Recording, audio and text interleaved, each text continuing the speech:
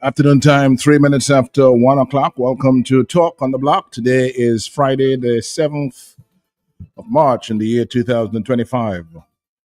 And we thank you very much for joining us. Welcome, welcome one and all. Q family, good afternoon. Dominica family at home abroad, good afternoon to you.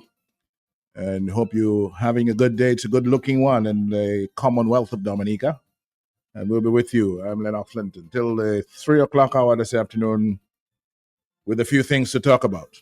All right. It will be an interesting journey. Thank you. Thank you for joining us. Welcome, one and all.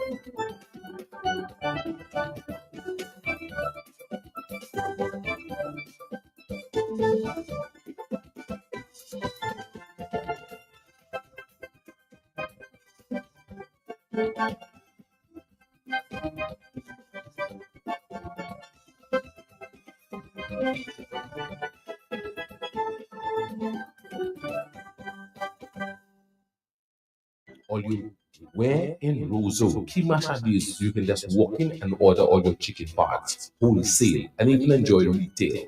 It's at AC Chilling Further, all chicken parts available that you can afford Boy, fresh breast. And you know breast is best. Shillingford wings have muscle. After you eat it, you can fly. As for Shillingford chicken drumsticks, even swinging stars just order drumsticks from Shillingford. And for those of you who love Pull, AC Shillingford keeps your belly full. Buy your chicken wholesale at AC Shillingford. From wings to thighs to drums to breasts to backs to necks, it's available. It's always available and it's affordable. Plus, you've got pork feet, ham and turkey, bull foot, chicken nuggets, pepperoni, all those right seasonings to make your kitchen keep on ticking. Buy your wholesale chicken at AC Shillingford. When you think of chicken, think of AC Shillingford. Always ready.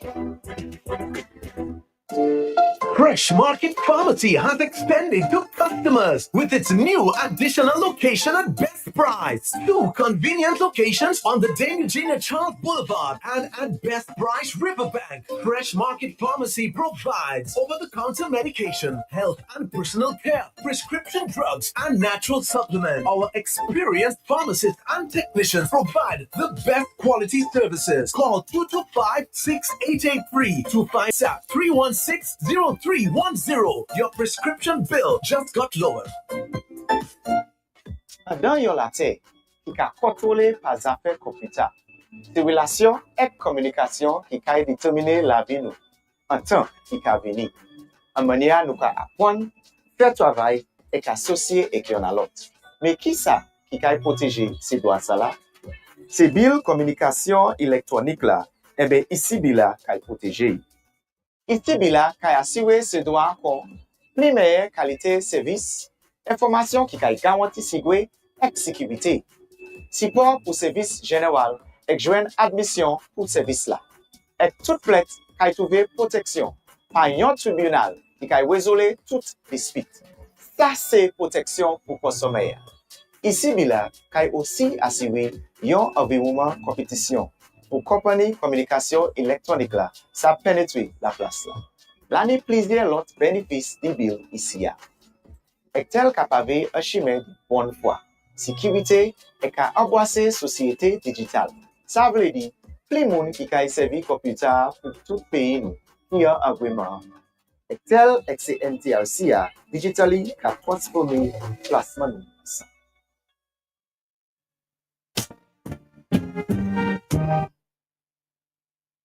So if you ask me, Dominica is the best place to be in the region at this point in time. The best place to be in Dominica. And all of you would have noticed the barrels don't come as much as they used to before.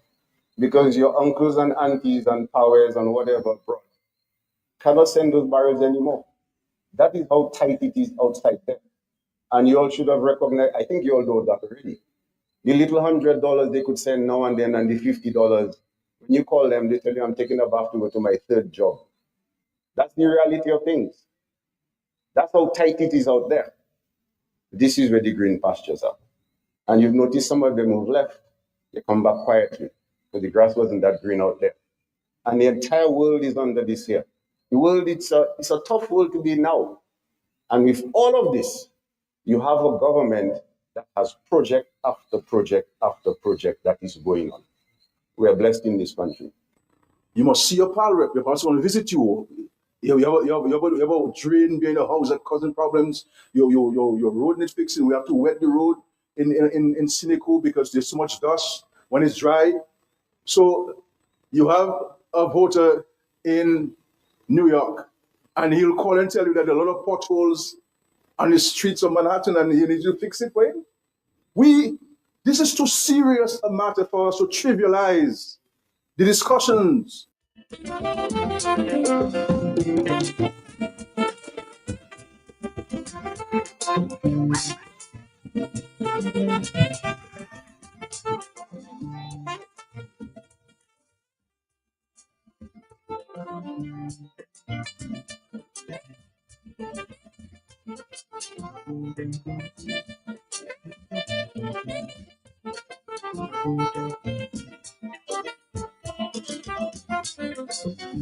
It's 1:15 in the afternoon, and we thank you very much for joining us. Today is the 7th day of March in the year 2025. It's Friday, Some people say, thank God it's Friday, and folks like me would just say, thank God it's another day of beautiful living on planet Earth. Yes. Now,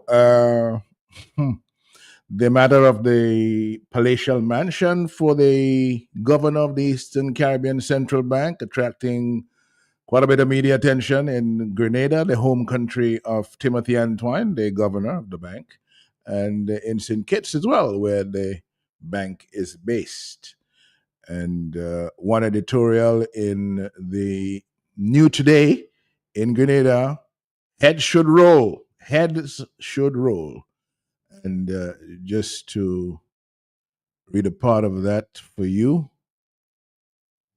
it says the board of directors of the ECB has failed the people of the Eastern Caribbean in the management of their monies. This is the same ECCB that wants to tell these small and vulnerable islands how to run their economies, but inside the financial institution in Basseterre, St. Kitts, there is so much mismanagement taking place.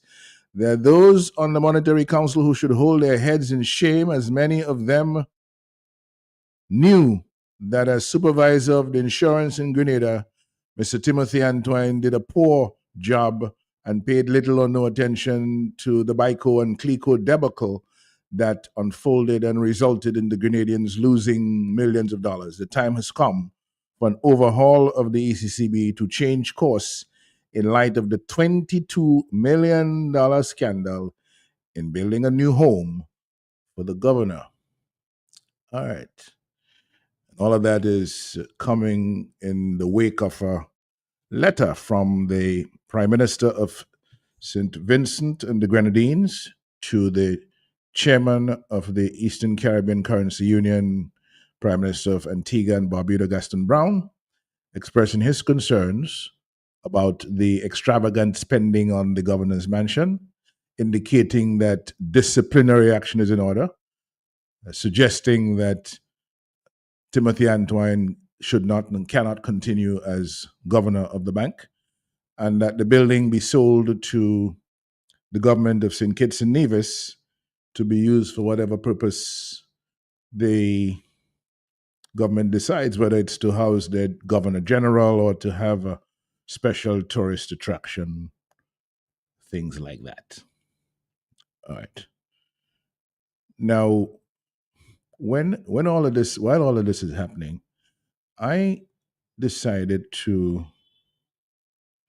take a look at recent financial statements of the Eastern Caribbean Central Bank. And I did in fact stumble on something very interesting. I didn't know about this before this morning, but it was in reading after I left here this morning, when I went home, reading the Eastern Caribbean Central Bank annual report for the year ended the 31st of March 2023, 2022 as well. I stumbled on something. And you would not have known this, that the ECCB recorded a net loss for the year of 2022. The loss was $49,099,014 in 2022. They lost $49 million. And in 2023, the ECCB lost $54,520,799. But you read further down, because this is not the end of it. You read further down about other comprehensive loss, and they speak of like items that will not be reclassified in a profit or loss, reassessment loss, or undefined benefit pension plan. Loss again of 7.6 million in 2022, loss of 4.4 million in 2023. And then on the net losses from charges in the fair value of foreign debt investment securities, that's the investment portfolio of the bank. All right. So remember, there is a net loss in operations of 49 million in 2022, and 2023 there's a net loss operations loss of 54.5 million. Listen to this. On the investment portfolio of the bank now, a loss in 2022 of $140.3 million. $140.3 million. And in 2023, a loss of $47.4 million. A total over the 2 years, 2022 and 2023, of $187.7 million on the investment portfolio of the Eastern Caribbean Central Bank. Poor people money. 9% of the deposits of the poor people in these territories at commercial banks is placed at the central bank. Purposes of reserves and all of that. And also it is used to invest and to make money for the operating expenses of the bank. But it is poor people's money. And somehow the bank managed to lose, through its investments, $140.3 million in 2022 and $40.4 million in 2023. And when you put all of that together and you read the total comprehensive loss for the year, in 2022, it was $193.7 million, and in 2023, $71.2 million. You heard that? 2022, $193.7 million. Total comprehensive loss at the Eastern Caribbean Central Bank, $193.7 million in 2022. And in 2023, $71.2 million. All told, comprehensive loss for the 2-year period 2022 and 2023,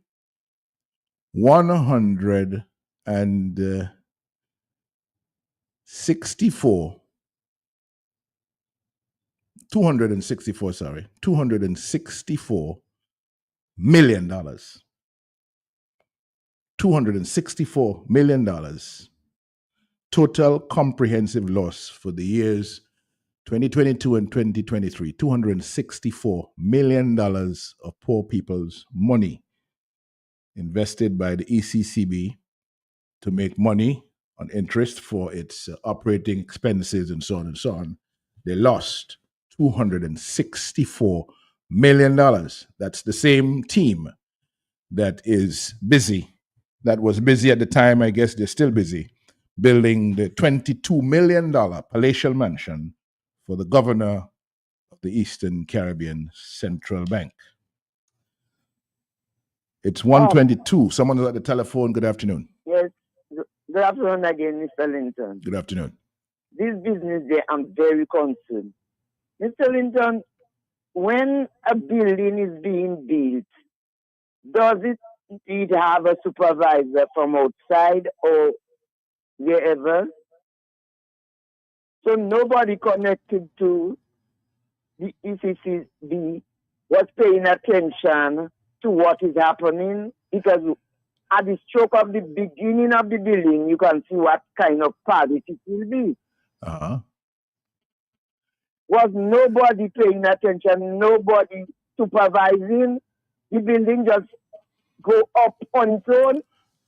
No, the building didn't just go up on its own. Everybody involved knew that there were going to be cost overruns and additional cost burdens.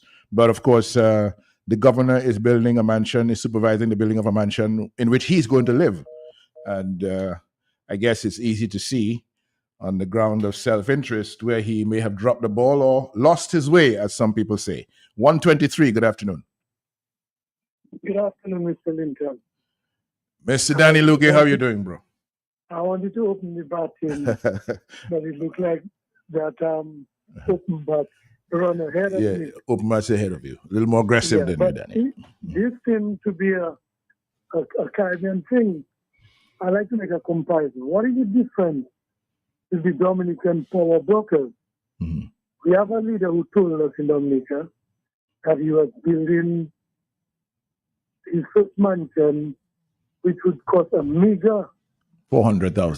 $300,000. $400,000. Yeah? $400,000. A meager $400,000. Yeah. It ended up being in the region of $2 million. Then that same leader have two palatial mansions side by side on the same plot of land on the top of the hill. Mm. And a fourth house of dark secrets. So that is four palatial mansions belonging to one Dominican oligarch.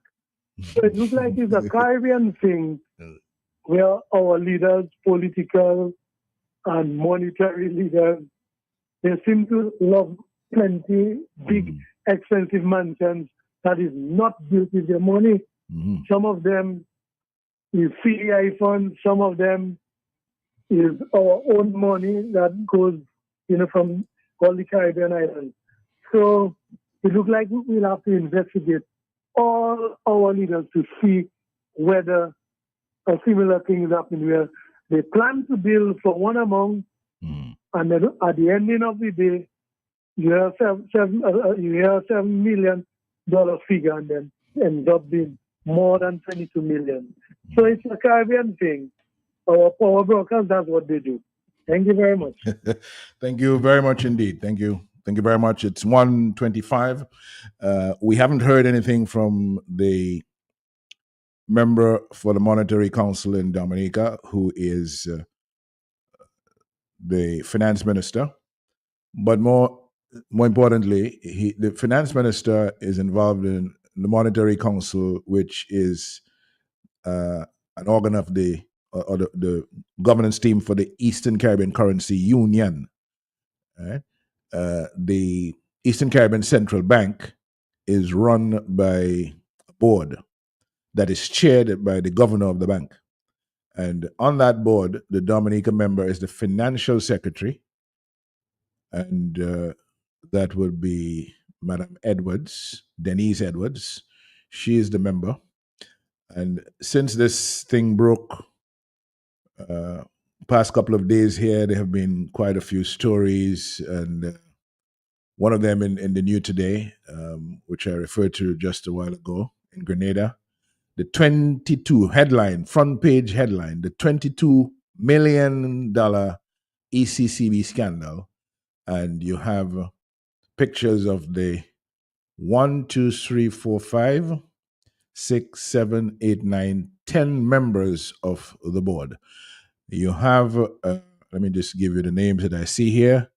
Kathleen Rogers from Anguilla, Denise Edwards from Dominica, Whitfield Harris Jr. of Antigua and Barbuda, John Skerritt of Montserrat, Francis Fontenelle of St. Lucia, Edmund Jackson of St. Vincent and the Grenadines, Hilary Hazel of St. Kitts and Nevis, Mike Sylvester of Grenada.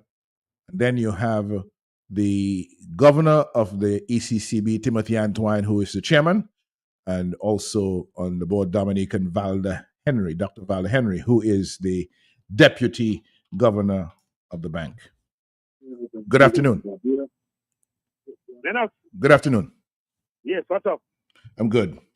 Yeah, I heard you talking about the Minister of Finance from Dominica. Mm-hmm. Tell him to come and check his people in the Rosa Valley because they are complaining about him. You need to come in the Rosa Valley. In the Rosa Valley? Okay. Yes. He's needed in the Rosa Valley. Yes, and imagine majority people of that voted for him. They say they want the brother back. They want Colin McIntyre back instead of the Doc. He knows that. But the Doc says that the Dominica is the best place to be right now, and in the whole world. You heard that, right? Yeah, I know that. That's what they say. So tell the Minister of Finance to come and check the Rose of Valley, especially Wharton Riven, where it's a high tourism place, and the roads are terrible. Okay. Terrible. So tell the Minister of Finance, check his people, because they are giving impression of it. They give impression. They want the doctor back. They don't want back. They want the brother back. All right, the brother Colin. All right. Thank you, bro. Thank you. Good afternoon. That's a word there from the Valley constituency, Wharton Wave, more specifically. Your people, the people you represent in the Parliament, need to see you, sir. With all of that is going on, you need to make some time for them. And I guess when you go to meet them, you'll tell them if you had any involvement at all in this palatial mansion for the governor of the Eastern Caribbean Central Bank. But of course, like I just said, the minister is on the Monetary Council, which is the Eastern Caribbean Currency Union, and the board of directors running the bank, the Eastern Caribbean Central Bank, that board is headed by the governor himself, Timothy Antoine, and from Dominica, it includes the financial secretary, Denise Edwards. Dr. Valda Henry from Dominica is also on that board by virtue of the fact that she's the deputy governor of the bank. Good afternoon. Good afternoon, Mr. Teacher Linton. Good afternoon, sir. How are you doing? I'm fine. Teacher Linton, boots on the ground. Yes, Mr. Boots on the ground.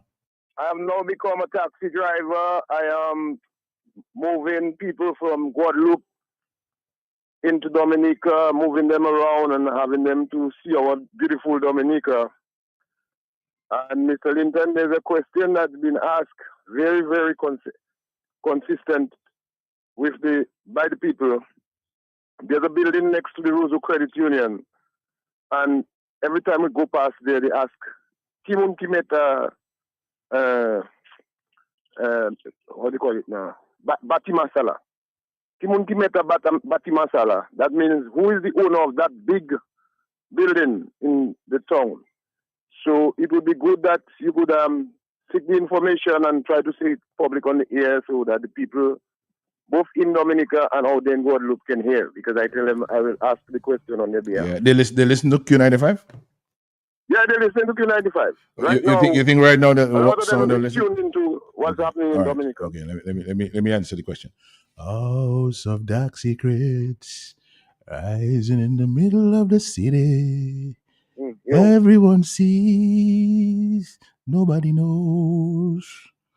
As it rises, the citizens fall deeper into poverty. Everyone sees, nobody knows.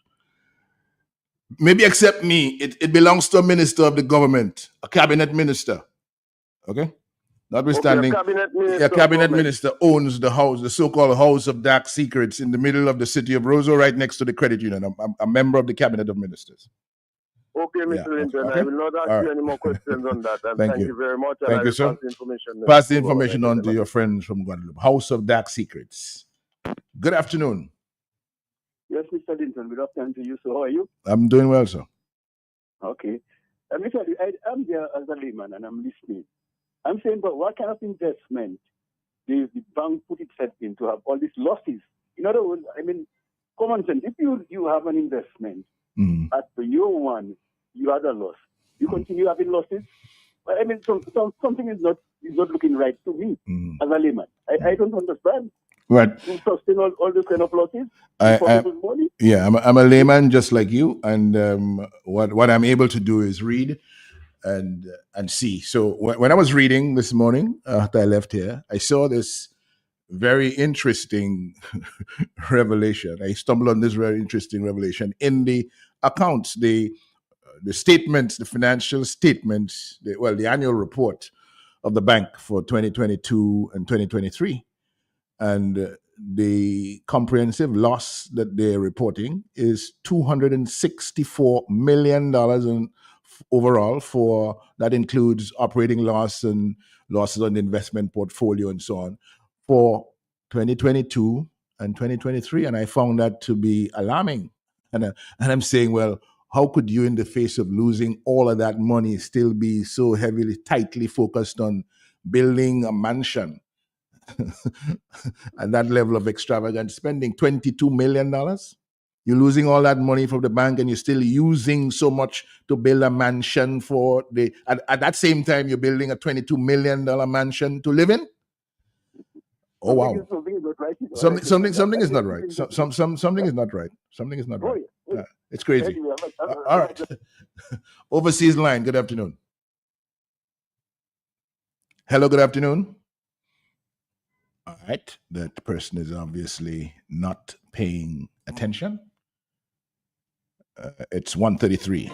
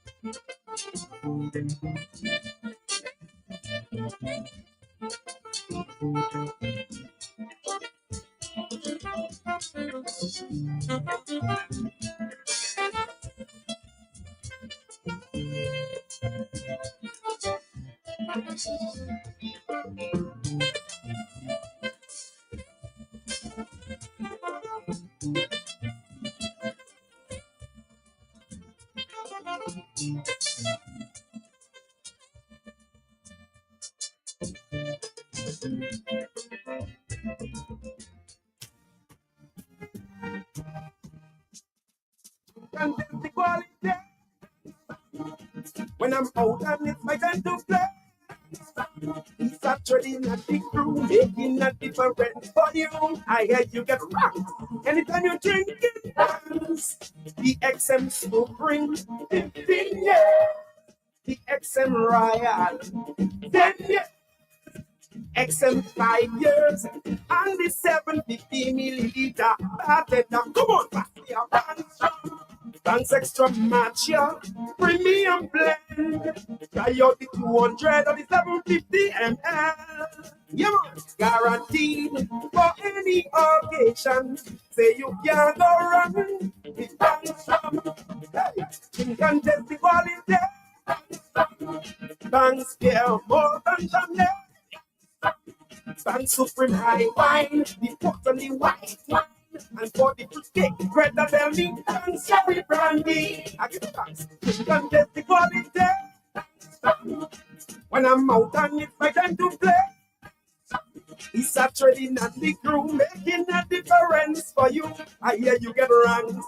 Anytime you drink it, remember, drink responsibly.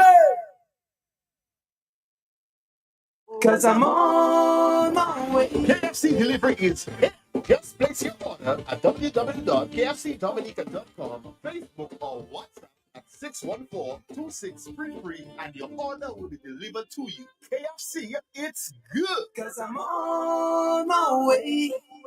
So if you ask me, Dominica is the best place to be in the region at this point in time. The best place to be in Dominica. And all of you would have noticed the barrels don't come as much as they used to before, because your uncles and aunties and powers and whatever abroad cannot send those barrels anymore. That is how tight it is outside there. And you all should have recognized, I think you all know that already. The little $100 they could send now and then, and the $50, when you call them, they tell you, I'm taking a bath to go to my third job. That's the reality of things. That's how tight it is out there. This is where the green pastures are. And you've noticed some of them who've left, they come back quietly because the grass wasn't that green out there. This is where the green pastures are. And the entire world is under this here. The world, it's a tough world to be in now. And with all of this, you have a government that has project after project after project that is going on. Tough world to be in, except if you happen to be fortunate enough to be in Dominica. We are blessed in this country. You must see your pal rep. If I want to visit you, you have a train being a house that causing problems. Your road needs fixing. We have to wet the road in Sinico because there's so much dust when it's dry. So you have a voter in New York, and he'll call and tell you that there are a lot of potholes on the streets of Manhattan, and he needs you to fix it for him. We, New York, and he'll call and tell you that there are a lot of potholes on the streets of Manhattan and he needs to fix it for him. A voter in New York, and he'll call and tell you that there are a lot of potholes on the streets of Manhattan and he needs to fix it for him. You have a voter in New York, and he'll call and tell you that there are a lot of potholes on the streets of Manhattan and he needs to fix it for him. You have a voter in New York, and he'll call and tell you that there are a lot of potholes on the streets of Manhattan and he needs to fix it for him. Why shouldn't he call you? He voted for you, no? You're his pal rep. But you're saying he has no right calling you because where he's living, he didn't vote for representation in Dominica there. This is too serious a matter for us to trivialize. Indeed. The discussions. Indeed.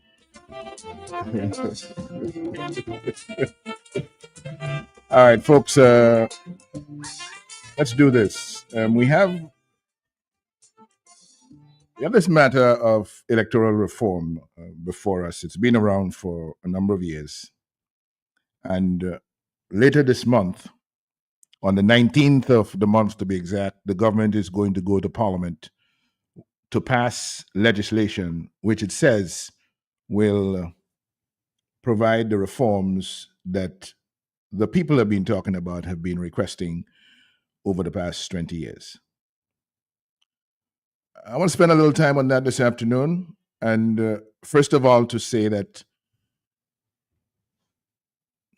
it's important that people understand the severe challenge that's ahead of us.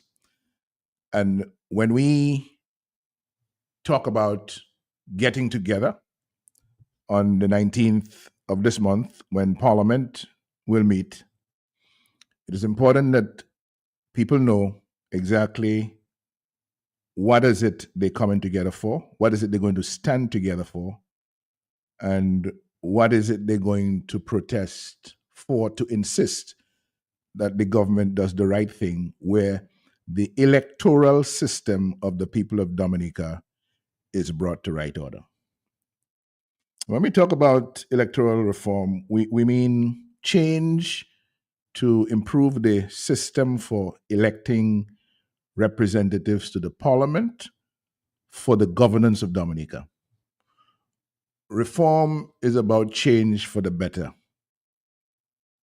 So we're talking here about change to make the electoral system fit for the purpose of free and fair election of government of the people, by the people, for the people. If elections are to be free and fair, then it is required that all votes carry equal weight and all political parties, candidates, have a fair chance to compete. Because it is from these fair elections that government gets its legitimacy. And we all know that in Dominica, elections over the past 20 years under the governance of the Dominica Labour Party have not been fair for a number of reasons. We have had, through the years, fraudulent manipulation of an outdated, unclean, inaccurate, bloated voters list that includes dead persons and nationals living overseas who do not meet the residency criteria in the Constitution for voting. We have had vote buying, providing money, goods, services in exchange for votes. We've had bribery, particularly targeting Dominicans residing overseas who are transported into the country at the expense of the state to vote for the ruling party. We've had treating, offering incentives, money, gifts, free entertainment, free travel in exchange for votes. We have had an ongoing abuse of state resources for ruling party campaigns. There's been no regulation of election campaign financing. We've seen examples of impersonation, fraudulent multiple voting. We've seen tampering with vote counts, altering the results at polling stations or during the official count or the recount. We've seen that. Restricted opposition access to media. We've also had weak judicial and electoral institutions. All of those contributing to unfair elections and contributing to the necessity or creating the necessity for reform of the system such that we deal with all of these elements that are causing elections in the country to be unfair. Let's look at the inaccurate voters list, which is a big problem, has been for many years. The constitutional right to vote is a right granted to citizens of Dominica and Commonwealth citizens over 18 years who are resident in Dominica to vote for representation in the Parliament of Dominica. Persons voting for representation in the Parliament of Dominica who are ordinarily resident outside of Dominica is a violation of the constitutional requirement to vote and a taint on the electoral process for fair elections. Yet, we have an electoral process that allows for a register of electors with more persons than the resident population of Dominica. If we're going to have an accurate list of voters who are eligible to be on the list based on the constitutional requirements of citizenship, age, and residency, we cannot now, at this stage of the bloated voters list, have confirmation of registration of persons on the voters list, regardless of whether they live or are ordinarily resident overseas.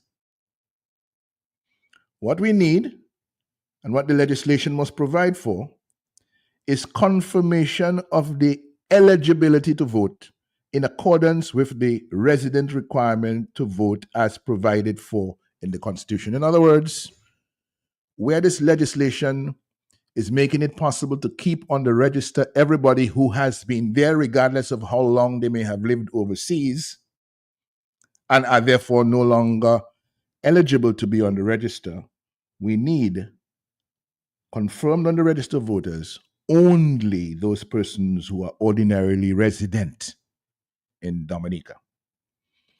And we have an interesting situation where the proposed new legislation is seeking to establish a system for electing government that allows citizens who are living overseas, not ordinarily resident in Dominica, to choose representatives in the Parliament of Dominica for constituencies where they do not live and therefore they cannot be represented. You heard the Prime Minister. The voter from Dominica who is living in New York cannot call the PAL rep in Dominica, who he may have come down to vote for, in St. Joseph, if the roads in Manhattan have potholes. Okay? The proposed new Registration of Electors Act, for example, is seeking to legitimize a system for electing government that allows for citizens living overseas who are not ordinarily resident in Dominica to be paid to come home to vote to determine the results in constituencies where they do not live and therefore cannot be represented. Now, when non-resident voters are used to effectively decide the outcome of elections, residents who must live under the policy of government are disenfranchised.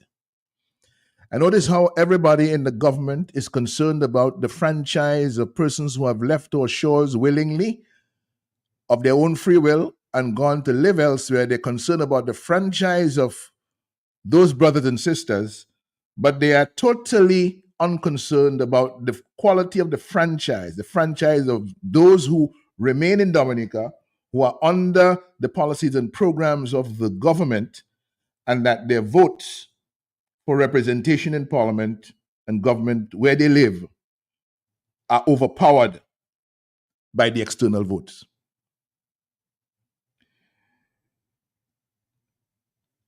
We're saying that using public resources to facilitate the transportation of overseas voters to vote for the ruling party constitutes an abuse of power. It is immoral, unethical, and it undermines the legitimacy of the mandate to govern.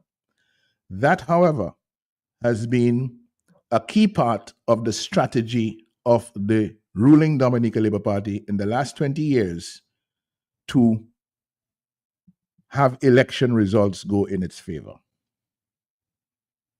The election offenses of bribery and treating are of particular concern. Provisions against bribery and treating in the proposed new legislation do not cover the payment of air and sea transportation for voters living overseas and the payment of free entertainment for voters. These taints on the electoral process have determined the outcome of elections over the past 20 years. Yet, in the new act, which is going before the Parliament on the 19th, there is not even a for the avoidance of doubt clause providing legal clarity that the payment or promise of payment for a voter of his or her traveling expenses on the condition expressed or implied that he or she would vote for a particular candidate is bribery. That needs to be crystal clear in the law, and the government is refusing to do that.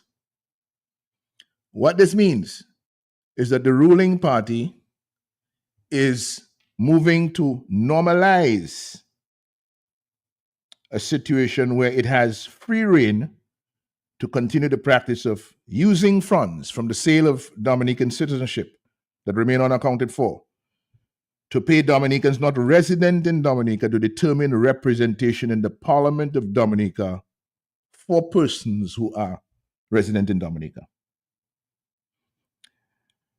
We have had no election campaign finance regulation.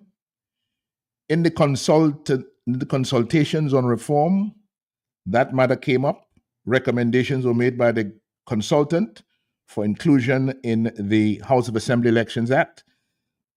Those were tossed aside by the government, and therefore there will be no restrictions on election campaign spending and no regulation of sources of election campaign funding.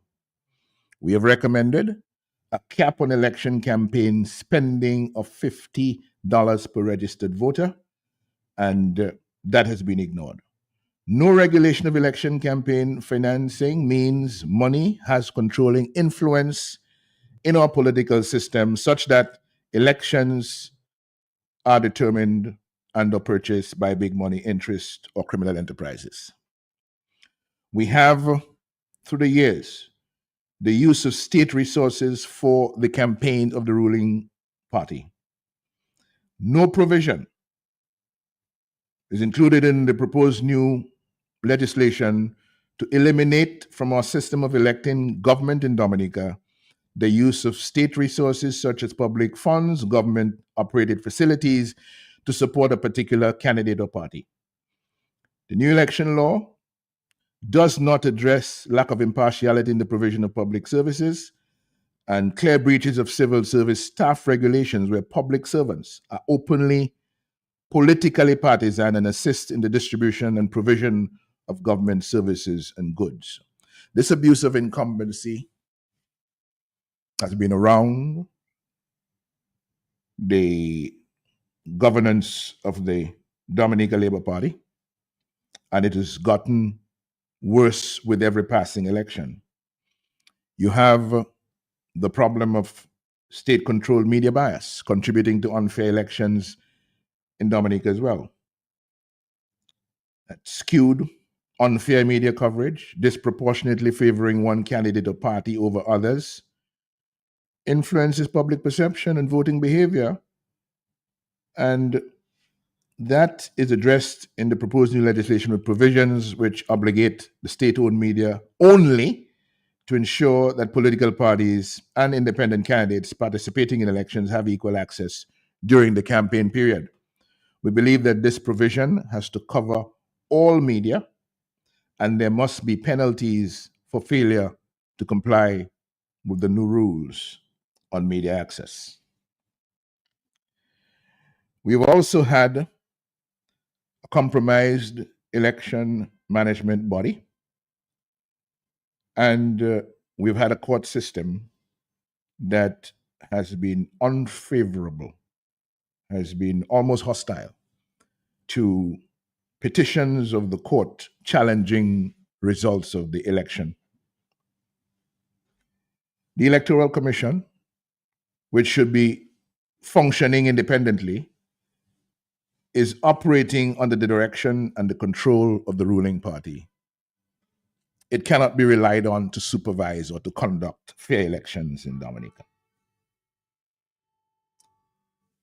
Court cases to challenge election results or electoral violations like bribery, like cheating, impersonation, have failed due to willful judicial malpractice.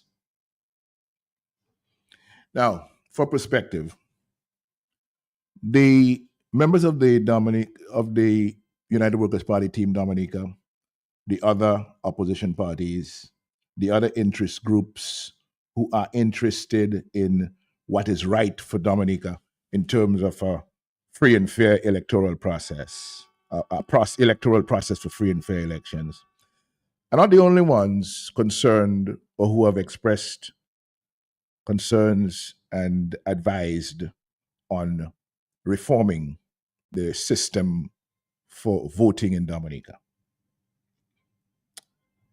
We had December 2014, the Commonwealth Observer Mission, concluding that the general election in Dominica was free but not necessarily fair due to, quote, multiple instances of cheating and bribery, including the transportation of electors to the island to vote, and the apparent abuses of incumbency, including a lack of impartiality in the provision of public services.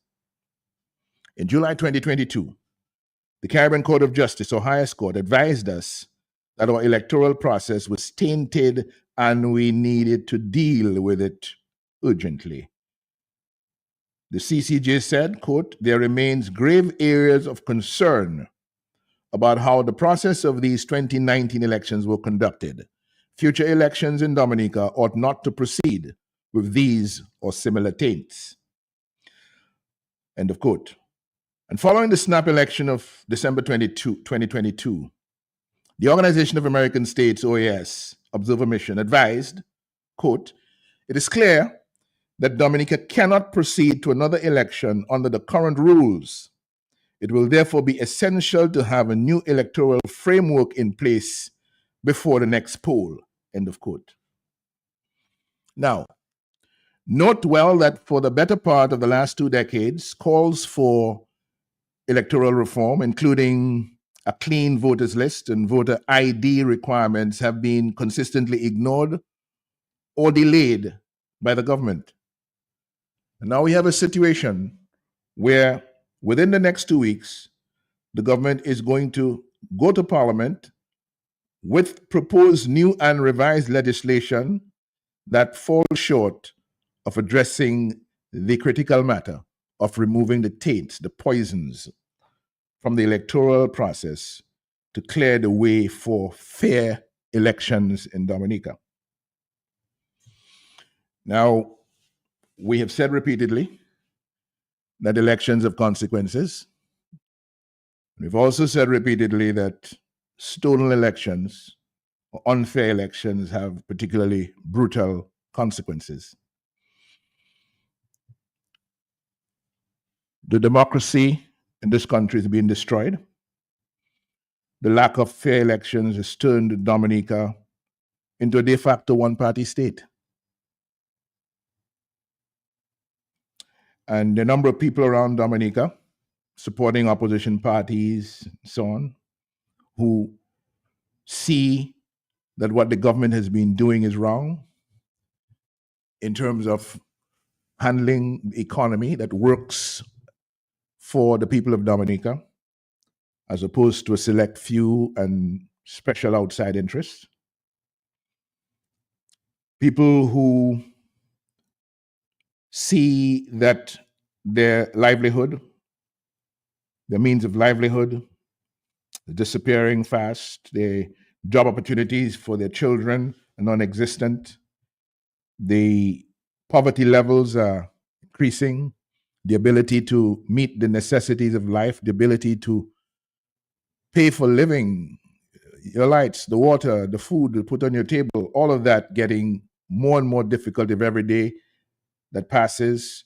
The middle class is disappearing fast, and things are bad and getting worse in Dominica. People feel powerless, leading to a lot of apathy, a lot of disillusionment. The economy is in stagnation. They tell you one thing, knowing that what they're achieving is something completely different. And these are all the consequences of unfair elections, consequences of elections that confirm the right of the people to choose their own government has been taken away from them by people in government who have decided they will be the only ones who will remain in government. So the people are deprived of the right to change their government, which is a fundamental pillar of democracy. The people are in charge. Government should be accountable to those in government should be accountable to the people. When the people want to change them, there should not be a difficulty with that. No ruling party should be standing in the way of people and their collective will, changing government and installing in the parliament the majority of their choice to run the affairs of their country. And this economic stagnation, which is a consequence of stolen elections, has very brutal consequences on people of Dominica. Look at how the tourism product of the country has stagnated, whether you're talking the stayover arrivals that come through the airport or through the seaports on the ferry, or whether you're talking the cruise passenger business. Everything has been flat for 20 straight years, while others have grown, while others have enhanced the ability to employ their citizens with superior management of their tourism product than we were able to achieve in Dominica.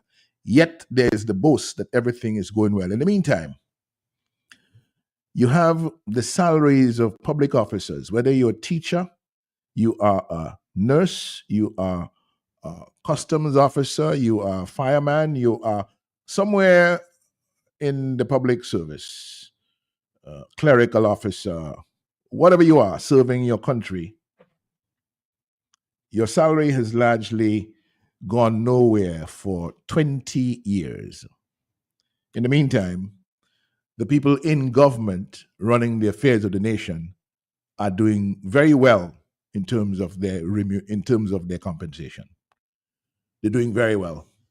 And where they give thousands of people nothing in what is called a reclassification just a couple of years ago, they take thousands more per month for themselves.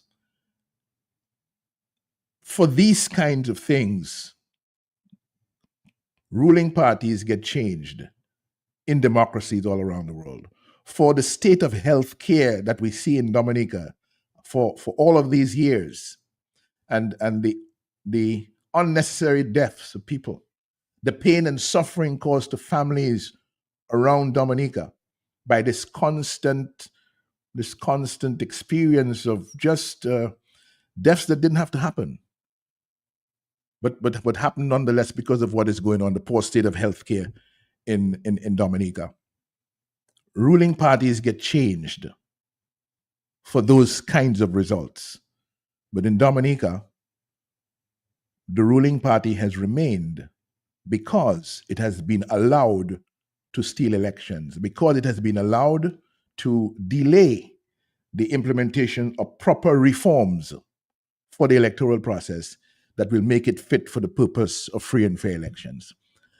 I'm scoping here this afternoon the reason why everybody who is serious about Dominica, who's serious about the children of Dominica and the future of Dominica, must absolutely turn up on the 19th of this month if the government decides it is making no further changes to the legislation that it has before the parliament, to take on board some of these changes that we have outlined this afternoon.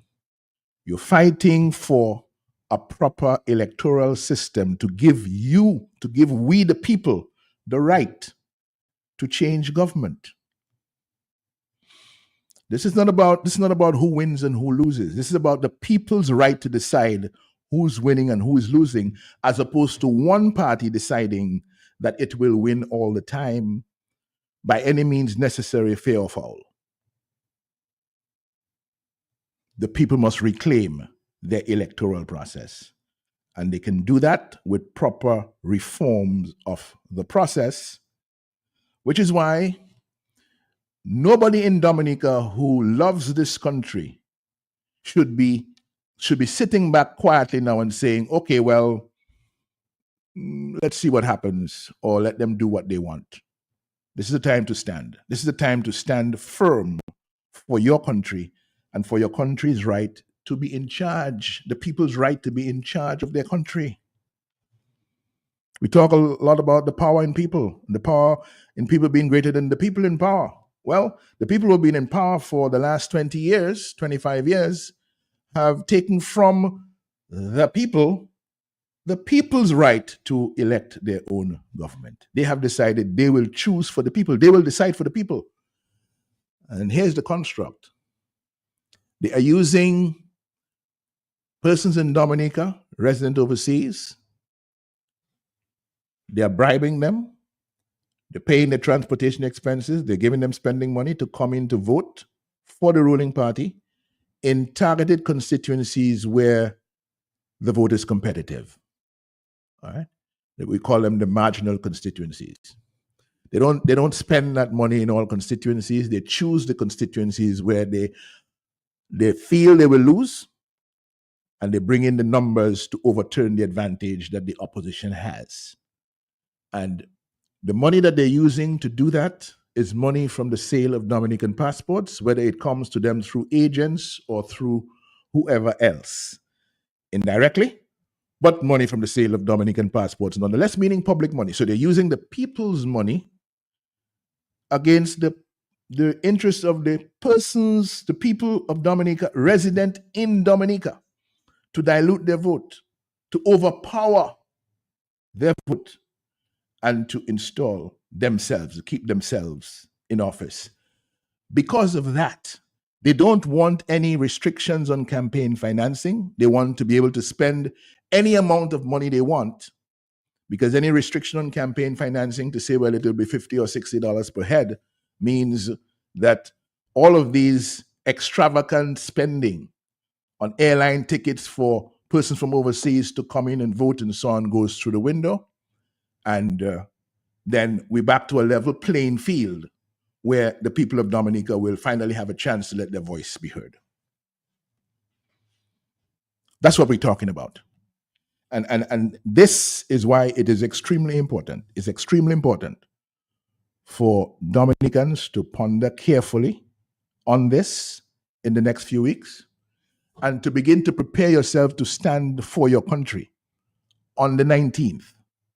If the government decides it is making no changes to the legislation as it stands now before the parliament, those pieces of legislation were introduced: the House of Assembly Elections Act, the Registration of Electors Act, the revised versions of them, and the new Electoral Commissions Act. Those are the three pieces of legislation. We will know, hopefully, some days before the event, whether in fact the government is going to make any changes and whether the changes the government is going to make are adequate for the needs of the people of Dominica. And if not, the people of Dominica must respond, because as I've said in the past, we've come to a stage now where we're dealing with the people of Dominica versus Roosevelt Skerritt. One man who has decided he's going to protect his re-election legacy, come hell, come high water. Doesn't matter what the people do. And he's doing that, protecting that legacy so he can continue to do what he wants to do with the resources of the people of Dominica, which has not been in the interest of the people of Dominica for the past 20 years. Things have gone from bad to worse.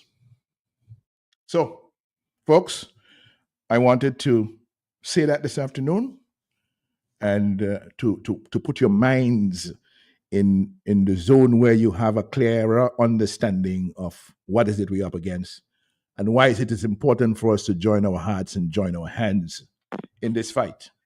Good afternoon. Are you there? Yeah, my beloved brother. Sorry. Blessings. Your namesake just lost his brother, you know. Linton, Scotland. Oh yeah? Yeah, his brother Ashby Scotland just passed on there. Somebody just called me and gave me the information. Okay. Where was Ashby? In America. He visited a few sometimes late last year, but you know, I know maybe you're in Linton, Scotland. Yeah, maybe, I know Linton very well. My condolences to the family. Okay. So I want to extend my condolences to them, and more life, more strength, more blessings, more glory in the transition life is eternal. Mr. Linton, my beloved brother, thanks for your effort. I think we have exhausted, and I'm not saying that to deter or discourage your efforts, your intervention. It is always welcome. Just listening to you, I learn all the time.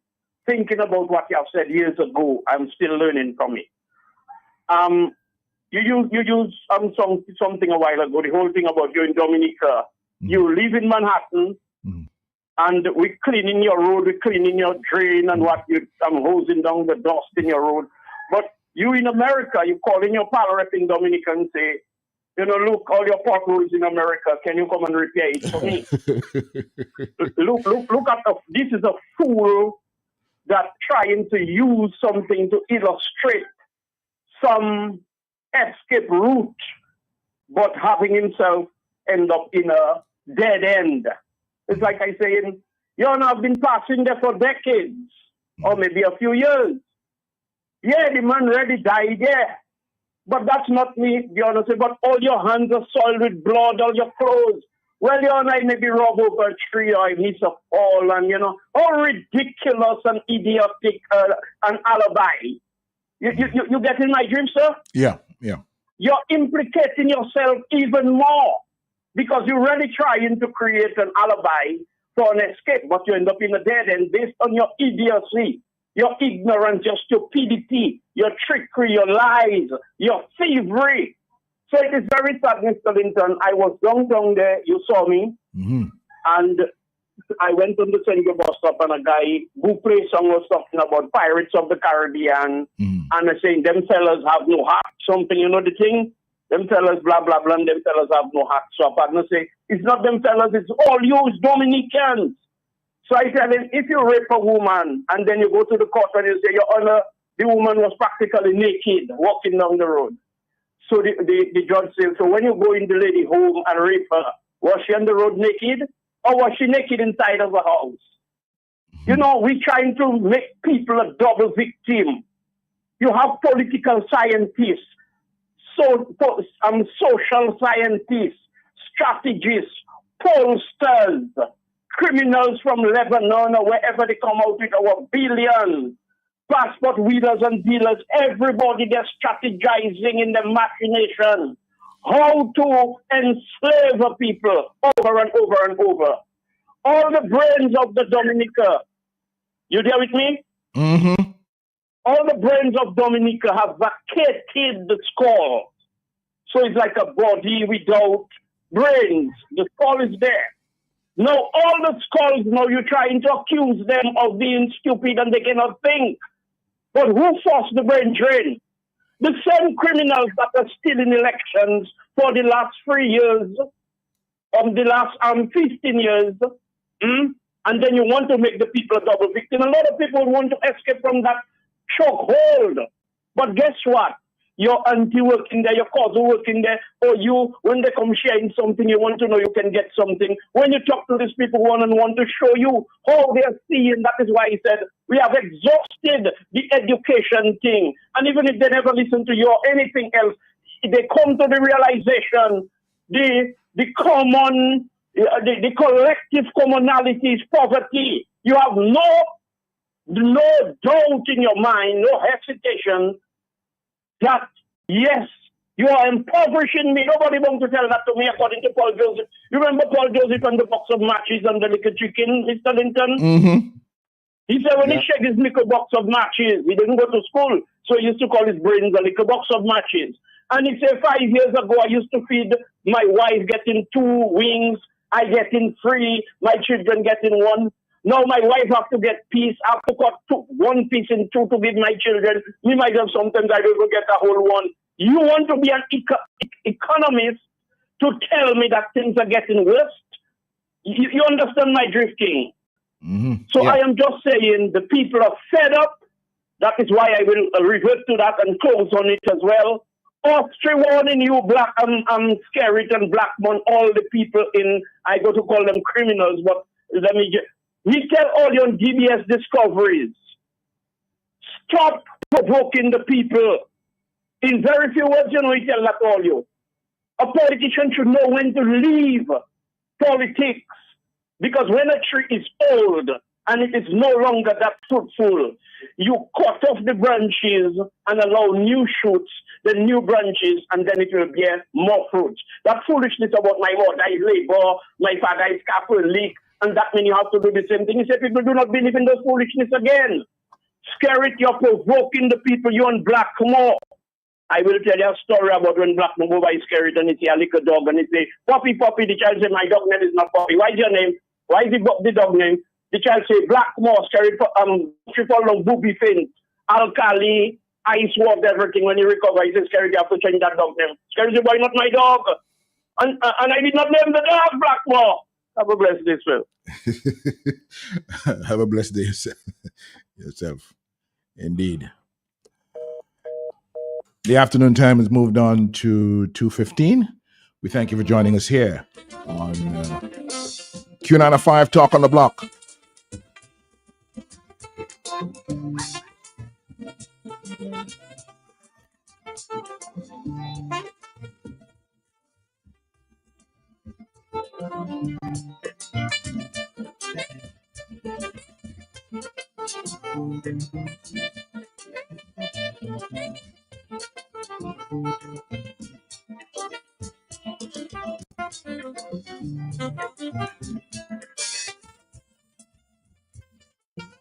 Talk on the Block, good afternoon. Yeah, good afternoon, comrade. Good afternoon. Good afternoon. Yeah, I appreciate your our delivery on the subject this afternoon, man. Nice work. I first of all, I want to thank Kyrie because Kyrie did a job, between last night and this morning that we couldn't promote March 19th like they did for us. Okay. Yeah. Yeah, in all their arrogance and all their ill intent, I think they actually let the rest of the Dominicans know that something serious is happening on March 19th. And I want to thank them for that. Yeah. I also want to thank Brother Teresa. I want to tell him, that he can take the bet. He betted this morning that Marigot would never deliver. I want to tell him that of all the constituencies we called asking about buses, Marigot is the only one that told me we don't need a bus. We got buses already and we're ready to go. So he and his bet, he should take the bet. He should bring the bet to Kyrie and make the bet because he said in office it's not gonna. Nobody's listening to us on this issue of electoral reform. Wow. Wow. Yeah, that was his comment this morning. So they basically tried to talk down the 19th on Kyrie they've been talking down the 19th over the last 24 hours. Yeah, man. But the man run some papers, you and I, all kind of thing. But I want to tell them, man, as big men, we with each other and we do what we have to do, man, This thing is bigger than us. This is about country. So that division cannot work. Absolutely. Yeah. This is about country. Man. This is about country. Yeah. And they seem to be hell bent on standing with one man and helping that one man to promote his re-election legacy against the interests of the country, which belongs to all of us. It's amazing, you know. And what's funny enough, these guys talk about Dominica, right? And all their programs is on one person, Roosevelt Security, not even the rest of the government acknowledged, And I don't understand why people are saying that itself reflects the problem, Wow. You understand? That reflects the problem, A big problem. A big problem. Yeah. Well, every day, all you focus on is just the leader of the party. You understand? And that is the problem with the electoral reform. The electoral reform is problematic not because of Dominica. The electoral reform has become problematic because it is about Roosevelt scary. Yeah. I heard Brother Blessings a while ago talked about Austria saying it's time to go. I want to tell Brother Blessings, Roosevelt Skerritt know it's time to go. Roosevelt Skerritt is preparing to go. This electoral reform bill is for his preparation for him to go. The reason why he wants to pass those bills is to ensure that when he goes, no government can come in there other than his government, and you will never be charged, you'll never be dealt with for the crimes he has committed against the country.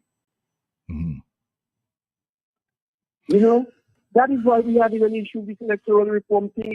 It's not for Dominica, it's not even about diasporans.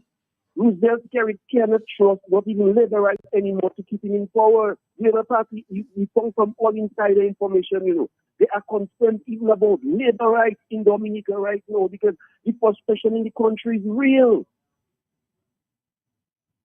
It's real. You understand? So this law, he wants to pass these laws. People to have double registration, double residency set up. The thing is, it's crazy. We don't need that kind of complication as Dominicans to have electoral reform. We can have something peaceful and everybody's just and everything works. We are only in this position of stress because the Prime Minister wants to pass an electoral reform that is beneficial to him to preserve his legacy and keep him from going to jail. Yep. So he wants to go to Parliament with legislation that will effectively, once passed as is going to normalize all of the irregularities and all of the tactics that he's been using to steal elections over the last 20 years. Yeah, that's about him. That's about him. That's about him. That's not about Dominica. Not about Dominica. Not about Dominica. And that's the sad part. That's the sad part. Like just the fact that the electoral reform is in Blackmore and Skerritt's hand already tells you this is not about Dominica, It's not, you are popular government. You claim you're the most popular thing. You're the world boss. You have 19 seats. You're supposed to be the easiest man in Dominica. So put it in the electoral reform commission hand and let them run their thing and have no worry because you're world boss. You're the baddest that ever come. You're the greatest, most popular, the greatest thing. And you are the one who are striving the most to ensure that you enshrine certain conditions that are unnecessary in a national constitutional structure. Come on. Yeah. You feel me? And so we're in this impasse because of what? One man, bro. And I'm saying that this is not a labor rights thing anymore, bro. This is not a UWP thing anymore. This is none of those things. These guys are keeping that there and trying to make that a Lennox thing and a UWP thing. If this were a UWP thing, we would not have no electoral reform commission, we would not have no electoral reform coalition, we would not have none of those things. The priests would not be speaking, the big sector would not be speaking. This is not a UWP thing. This is not trying to get Lennox and Thompson to government. This is saying, let us organize this thing the right way, and when we choose our government, if UWP lose, they lose. If Labour win, they win. If Labour lose, they lose. That is what we're saying. And when we finish, nobody can come and kill and say nobody. We have to respect the results of the election. The system has to be fair for That's all. all people are saying, you know. The system must be fair for all. The playing field must be level. Yeah, that's all we say. That's all. You're supposed to free up BDS. The thing's supposed to free up. Man's supposed to come and speak. We're supposed to be able to go on Kyrie, let the right questions. No one like it is for you to for 1 2 months to be on Kyrie, and neighbors can call and burn a fire and question man on the viewers. That's democracy. If the playing field for Kerry to come and get fired like everybody else, that's democracy. Yeah.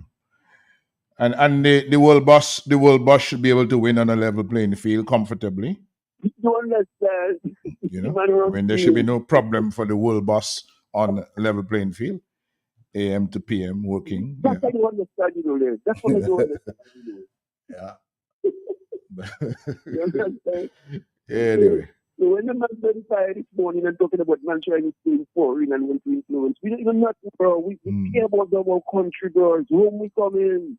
Yeah, but hold on. This thing about but think about this. Think about this thing about people trying to stay in foreign and control and so on. There was a similar thing or influence. There was a similar statement from the government back in the days when Colin McIntyre was the liaison, was the minister responsible for diaspora affairs, and he said they're not going to allow the government to be run by remote control, meaning the people out there in the diaspora, we can hear from you. You can come along at carnival time and so on and so on. You can send your barrels and so, but we don't need your voice in the business of running government. So they had a Ministry of Diaspora Affairs, you know. But that was coming from the minister, meaning that they were not interested in anything our intellectuals, professionals, our accomplished people in the diaspora had to say about the development of Dominica. They weren't interested in that. However, they have a abiding interest in paying Dominicans living overseas to come home to vote for them. That's all they're interested in. And when they talk about franchise, when they talk about, we don't want to disenfranchise anybody, that franchise, how is it being exercised when there is no money available to pay for transportation to bring people home? Well, how is that franchise being exercised? We had an election in 2022, you know. There were no plane loads of people, there were no ferry loads of people and so on. People didn't come because there was no money available to pay for them to come, right? So in the meantime, you're disenfranchising those who are living under the pressures of the policies of your government in Dominica. You're disenfranchising them because you're diluting the power of their vote with votes from the outside that you pay for to determine the results. There's no way that can be fair. There's no way that can be considered to be fair anywhere in the world. And we, the people of Dominica, we must set our face resolutely against it, and we must ensure that the government does what is necessary to be done for the elections to be free and fair in Dominica. That's all we're asking for. Nothing more, nothing less. And it's not war, you know. It's not war, you know. Sorry. No, it's not. It's a simple thing. Listen to the people. Listen to the people. You know, not more we depend on the country. It's not destruction or local businesses suffering enough. That's not our mission. Yep. All we are saying is, we as Dominican people, at some juncture, we have to act in a way that forces the government to realize that we matter. We are citizens. You know, they are our subjects. Yeah. And we need a different relationship with our governance. Our governance, if we are telling you we want some changes in the law, I mean, come on, man, take some time, tell Black most citizens down, and let us come to the people, and let's have a proper kind of consultation. Not some people come in and tell us what to say and what not to say, and have the thing manipulated. And let us reach a nice solution. Let the Electoral Commission do their work. When they finish, we can sit down as Dominicans. We can say, you know what, that thing, we can work with it. And we're good to go. Yep. You feel good to go indeed. So I want to tell them outside any diaspora, we have realized that every time we try to get together, the people are, you know, things are needed. Dominica side, our local businesses cannot help. You know, it's rough in the country, and that's why they're afraid, you know. They know the country is so rough that if they call an election without that foreign input, Roosevelt's legacy is going to be in trouble. In trouble. You understand? So we are telling them, we as diasporans, we're not talking about trying to vote illegally in Dominica. We are saying we here, we're going to put our hands on our backs together. We're trying to help our people to be able to come to that march on the 19th. We've put a sponsor a bus event together. So far, we've raised money to be able to finance 50 buses. Our aim is 100. Trying to get money and water and things and provide some gas for some systems to around the country. We want to do what we have to do because I think this issue is critical. It's critical. And so the diaspora, my appeal to you here this afternoon, we've been doing this quietly. We're going to bring it out in the open from today moving forward. Reach out to us. Adlib Paul is up here, myself, Zed Lloyd, Mr. Martin, who is going through some rough time with Pop Chest Park, but she's still a rebel.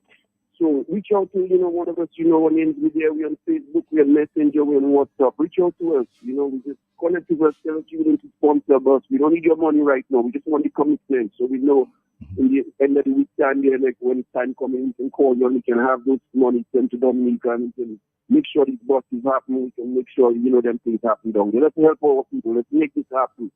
Let's make this happen. All right. Make this happen. Thanks.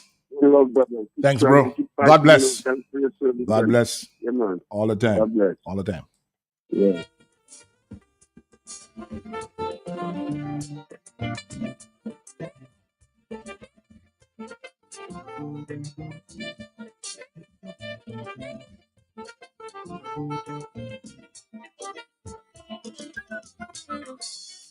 Good afternoon. It's 2:29. How are you doing? Yeah, good afternoon. Good afternoon, sir. I was listening earlier on, and I heard you said concerning the latest news about the governor for the ECCD building in St. Kitts, and the bank in some time back recently lost. They had a loss of over 100 million. Is that right? Over 2 years, the financial year 2021 and 2022, and the financial year 2022 and 2023, they lost a total of $264 million. Okay. I listened to you. You read the statement from Ram Gonzalez, and what I'm saying is that in all this, I haven't heard anybody talk about an investigation. Because here is it that you run in a bank, and there is a loss of over $200 million, and now you end up building a mansion for $22 million, and none of these heads of government talking about an investigation. And this is the point I've been making for years. This is how I know things will never be serious in these Caribbean countries, and I want the people of the Caribbean or CARICOM to understand, the OECS, to understand we will never move forward with these fellas at the helm of things, because when you have magistrates and you have judges that have the last say, so to speak, when they give their verdict at the CCJ or OECS court, that's it. They can be corrupted and nothing for that. No judge is being investigated and taken jail around here. They sit like gods, like some mini god or some kind of stuff, and you have nobody being investigated and take jail. So unless we have that type of principle and things in place to jail people that are corrupt, because it cannot be that the law is for me and you to take jail and it's not for them. They are the one that administering justice according to what they say. And how is that they can be breaking the same law that they're jailing people for and not take jail for it? So that is where I know that we are failing. Mm-hmm. We are definitely failing. Now, coming to Dominica with this Roosevelt Carrot fella and this electoral reform stuff, I just cannot understand why is it that this man is involved with a decision that must be made by the independent body, the Electoral Commission, and thinking that it has to be done by him. You know what I'm saying? Mm-hmm. It was the government who sent monies to the Byron fella in St. Kitts. Mm-hmm. Why wasn't it done by the Electoral Commission? It's like it don't have an Electoral Commission in Dominica. It just have a few guys gathering just to talk about what Dominicans deserve to have and some denying, but we doesn't have nothing in place. And all this is because of this fellow they call him Roosevelt Skerritt. So the people of Dominica need to understand their problems, their poverty, their mendicancy, and all these things they're going through is systematically set up by Roosevelt Skerritt and those that following him. Because none of them standing up against his evil to this country. Anyway, thank you very much, brother. All right, thank you very much for joining us. It's 2:33. Good afternoon. Hello, good afternoon. Yes, Lennox. Good afternoon. Yes, good evening. Your caller a while ago made a very important point concerning investigations of these politicians. So my point is that justice delayed is not right. Why the Chief Justice for Dominica or whatever, I remember it had a woman before. Mm-hmm. Yes, so aren't they approved by the Eastern Caribbean Court or something like that? Which you're talking about the justices? Yeah.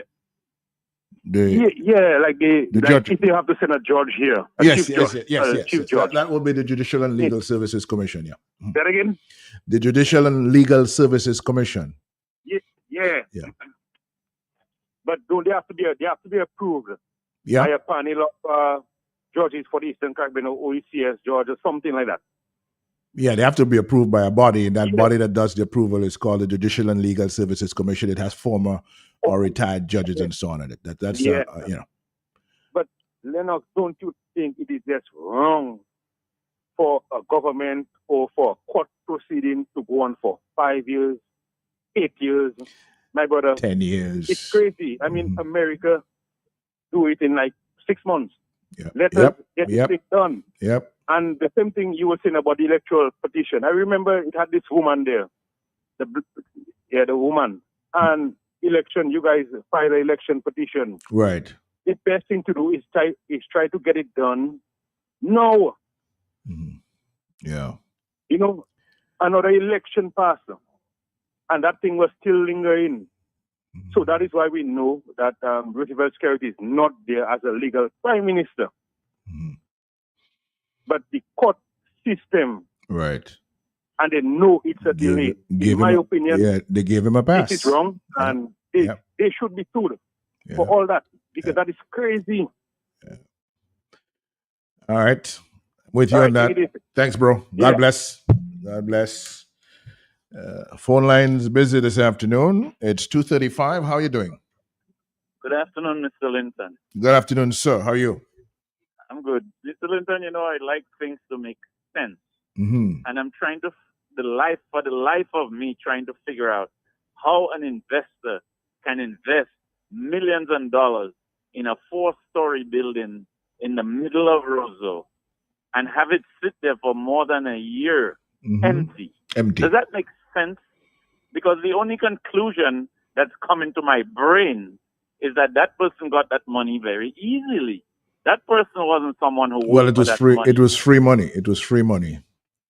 Well, it has to be because they didn't take any loan. They didn't take any loan from any bank anywhere. It was money that came from the sale of Dominican passports. Well, obviously, because I said he had that. a loan to pay. I said that. Yeah.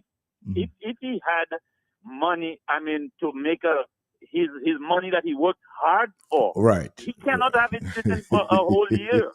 That doesn't make sense. And when things don't make sense, we know what's behind it. Easy money, corrupt money. And finally, why did Roosevelt Skerritt get so angry when a young journalist from DBS simply asked him, she didn't even ask him who it was, whether this was a private sector or public sector investment. Exactly. She didn't even ask him who it was. And he jumped on, go in the registry, do your homework. None of that made sense, and we know what's behind that. Thank you. Thank you very much. He forgot something. He forgot to say enough said. Enough said. He didn't say enough said.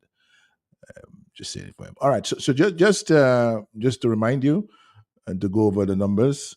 Eastern Caribbean Central Bank statement of profit or loss and other comprehensive income for the year ended 31st of March 2023 in Eastern Caribbean dollars. I found it on the website of the Eastern Caribbean Central Bank.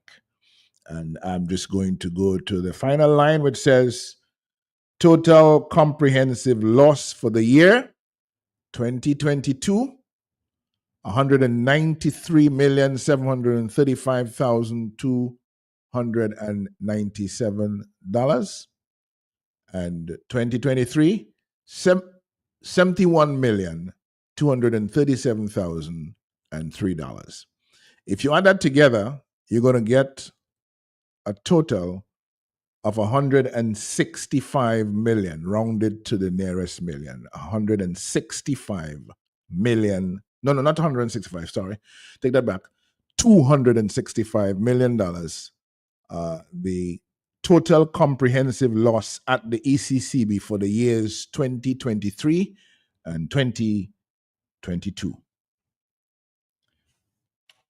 Good afternoon. Mr. Linton, Mm-hmm.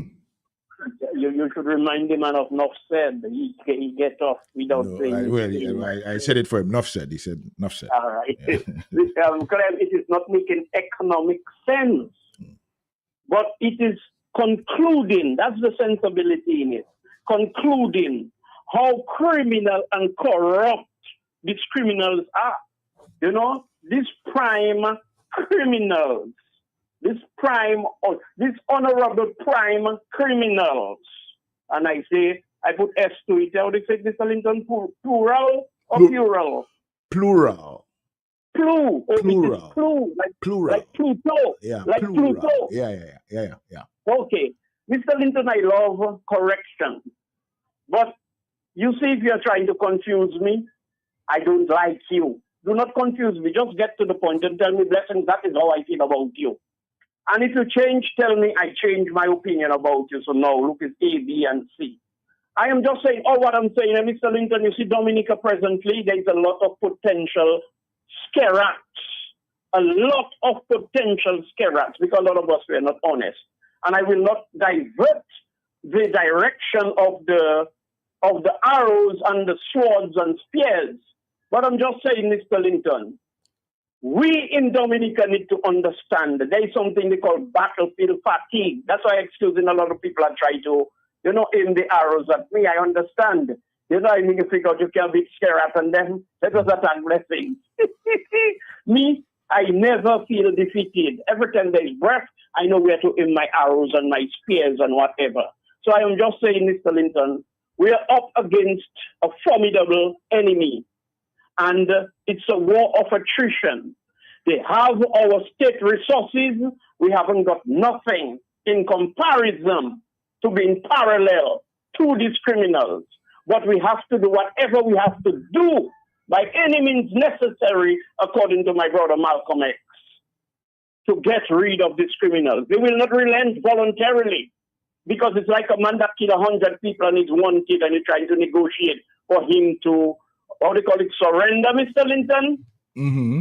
You want a man that is wanted, knowing that they're going to break his neck, take him to the gallows or whatever, electric shock or something, and you want to come with some logical reasoning, it is more likely for him to kill you. So I am saying, while we are talking about what should and what should not be, these criminals are desperate. And they say desperate times call for desperate measures, and that's where they are. And we should not take them lightly, my brother. So I won't be respectful, mild-mannered, and polite to this honorable criminal. Thank you, sir. Yeah, so I'm just wondering now, I'm hearing stuff as I sit down here, things are coming, in these days of social media and so on, and easy connections with sources of news and so on. I heard that there's an injunction on the House of Dark Secrets. Did you hear that? Who would have placed an injunction on the House of Dark Secrets? Or a caveat on the property or some such thing? What's going on here? What's going on here? Can I get your comments? Can I get some more info in the comments box? Lord Jesus, I tell you. Vescott Jones, good afternoon to you, bro. Hope everything is everything. Everything is okay. Yeah. They have you under sufferation, my brother, for 10 years. And your job, you lost your job. They know that they wrongfully dismissed you, and they have you suffering for fair compensation for 10 years, going on 11 now. This is year number 11 starting. All right. People of America, I hope everything is good. I hope you know the people did what they have to do to relieve the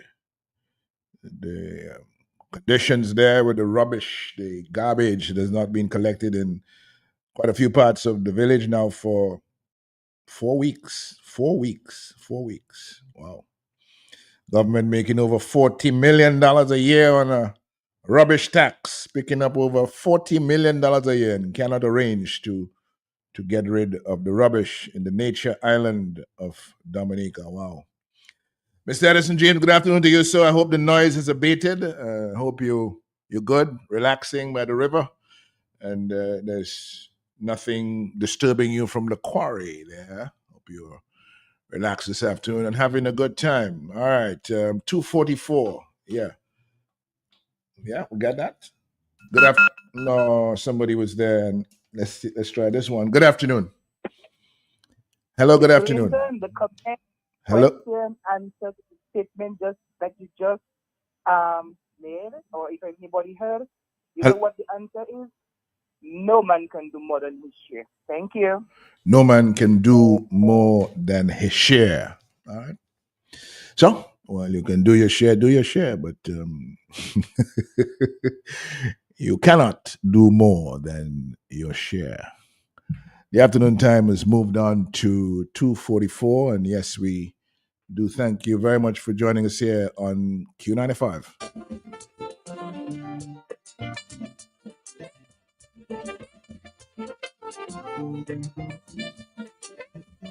Good afternoon. Talk on the block. Good afternoon. Hello. Good afternoon, Mr. Lennox, Linton. Good afternoon, sir. Sir, we got rubbish all around Picard and Portsmouth area. Wow. Also need to throw away. Picard and Portsmouth. Thank you. All right. Okay. So you see what I was talking about this morning? I heard something from Marigot, but I was almost certain that people in many other parts of the island were experiencing similar difficulties, because that has been the story for us in the past couple of months. And the government comes up and says, oh, people don't pay for garbage and so on. We have to do this and we have to do that. Meantime, they're packing away $40 million from a rubbish or garbage tax on the poor people of this country.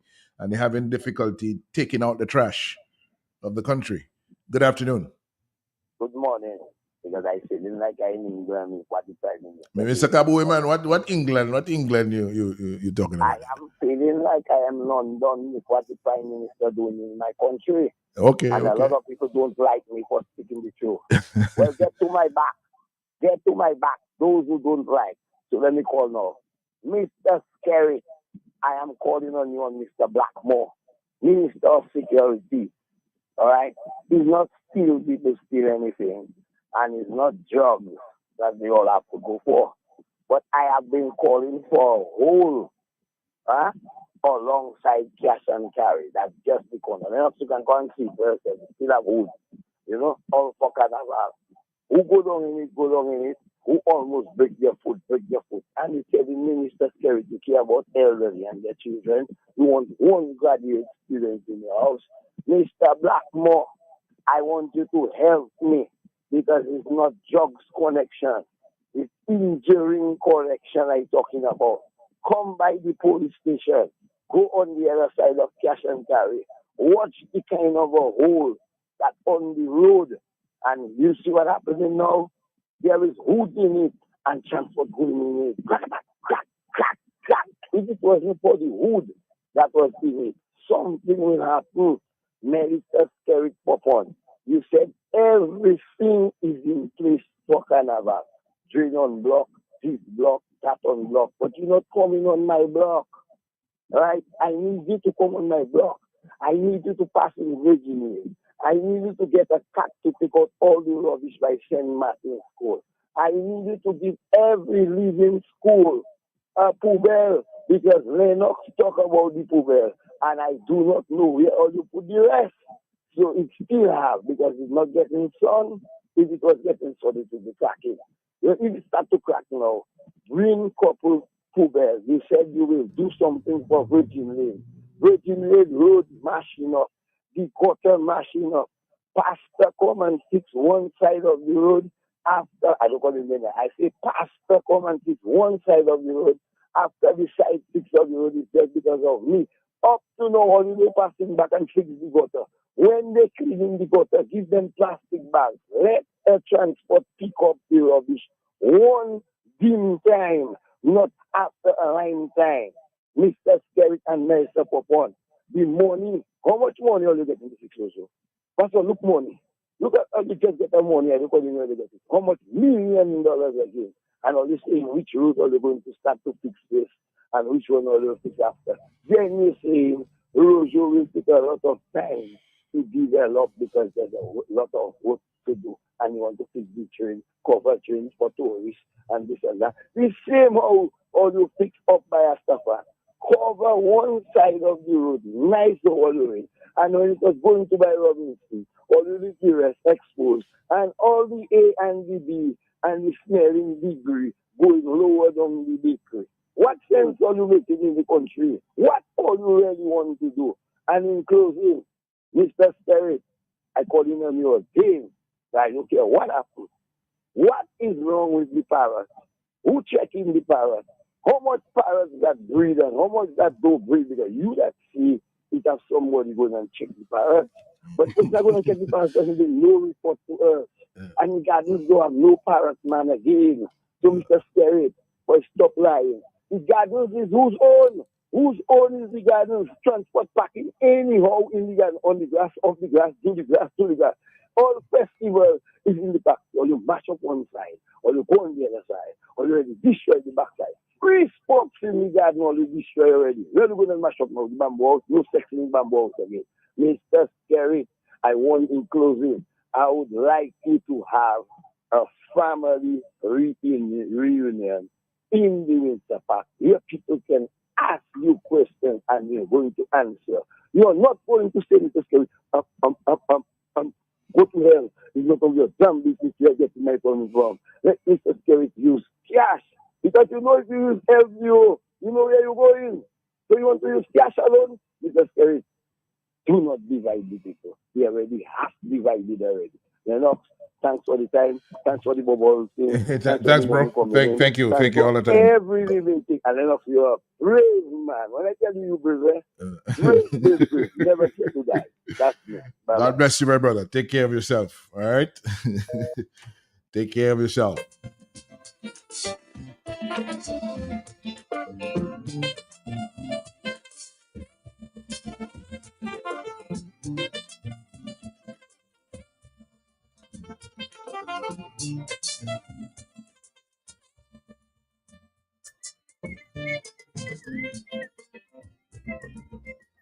Somebody book Creole, baby, Creole.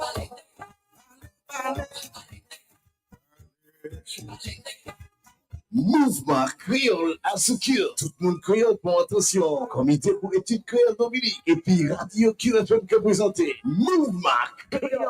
Tous les mardis soirs en 6h après-midi. Information, blague, interview, l'histoire, problème, discussion, reportage, apprendre à parler et puis écrit créole. Lien avec ton peuple créole.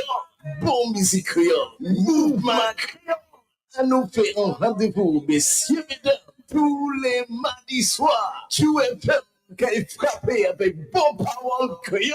Sans ça participer, qui est nous rapidement Mamayla, Mouvement Créole à seconde station QFM. Voici avec nous tous les mardis soirs 6h pour Mouvement Créole. Matchez ça.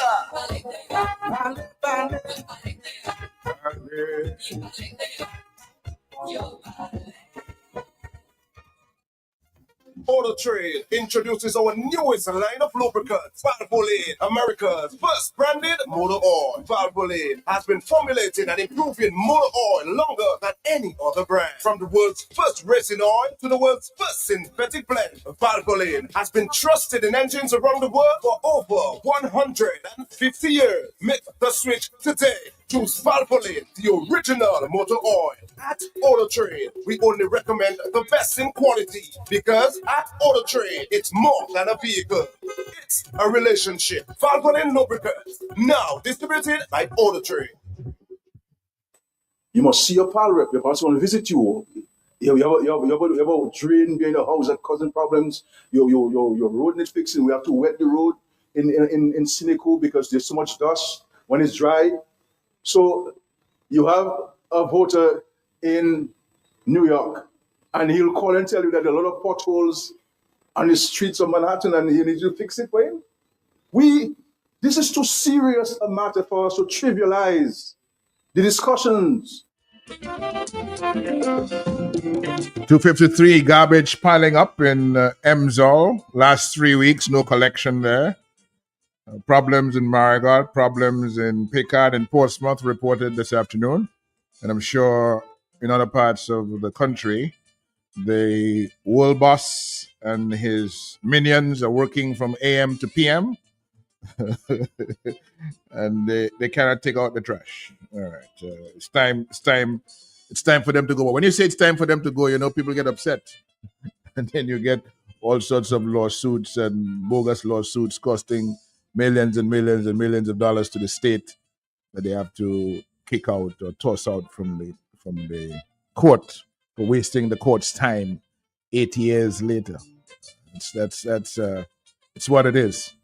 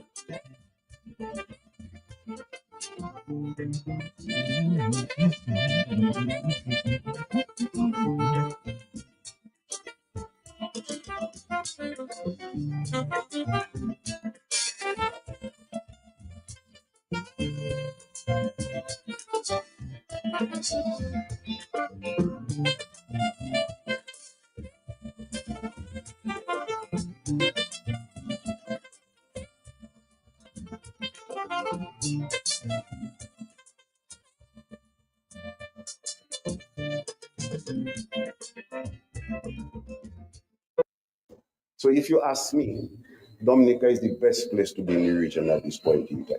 The best place to be in Dominica. And all of you would have noticed the barrels don't come as much as they used to before because your uncles and aunties and powers and whatever abroad cannot send those barrels anymore. That is how tight it is outside there. And you all should have recognized, I think you all know that already. The little $100 they could send now and then and the $50, when you call them, they tell you I'm taking a bath to go to my third job. That's the reality of things. That's how tight it is out there. This is where the green pastures are. And you've noticed some of them who've left, they come back quietly because the grass wasn't that green out there. And the entire world is under this here. The world, it's a tough world to be now. And with all of this, you have a government that has project after project after project that is going on. We are blessed in this country. Dominica's favorite son, the Honorable Lennox Linton. Good afternoon to you, sir. I've been listening to you since morning with this story referencing the ECC bank's governor. What I'm saying is that, Mr. Linton, most of the OECS residents, we came from humble beginnings, we came from modest families, we all had the same upbringing in terms of, the availability of funds and what have you. You go to Grenada, it's almost the same thing as Dominica, St. Lucia, St. Vincent, Antigua. None of us became millionaires overnight. But it seems as if this new crop of prime ministers and other officials, they tend to have an insatiable appetite for becoming millionaires. And millionaires money that does not belong to them, you know. They are taking people's money to become millionaires. And why is that so? I mean, we all came from a humble beginning, you know, we all worked our way up. And why all of a sudden you all just want to become millionaires? And it's not even for your own sweat, it's other people's sweat. This is becoming a pattern now, and we really have to look into this as Caribbean leaders. Caribbean people. Thank you, sir. Enjoy your afternoon. Thank you very much. This business of people trying to become celebrities and superstars on poor people money. it's it's interesting indeed. That's all the time we have, Dominica. 2:58 now. We will leave you. Matt Peltier will be back here to take your business from Monday. And hope you have a great weekend. God bless you all the time. Love you, Dominica.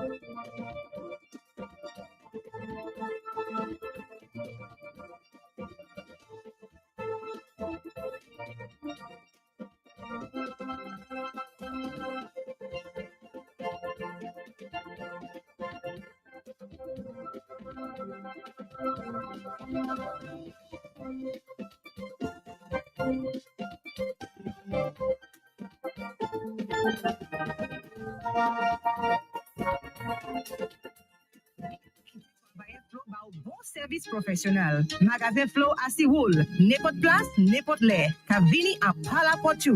Flo Kavini tout suite. Ada en l'occasion tout pwe. The new Flow Store on Wheels is here and ready to serve you. We promised you innovation and we have delivered. The Flow Store on Wheels is equipped to provide all the great products and services available at our Flow Experience Center. If you want to purchase the latest smartphones, sign up for a new service, log a fault, pay a bill, or simply make an inquiry, you can do it all at our Flow Store on Wheels. Now that's what you call full service on wheels. So when you see our Flow Store on Wheels in your community or on your street, don't be shy. Stop by and let our professional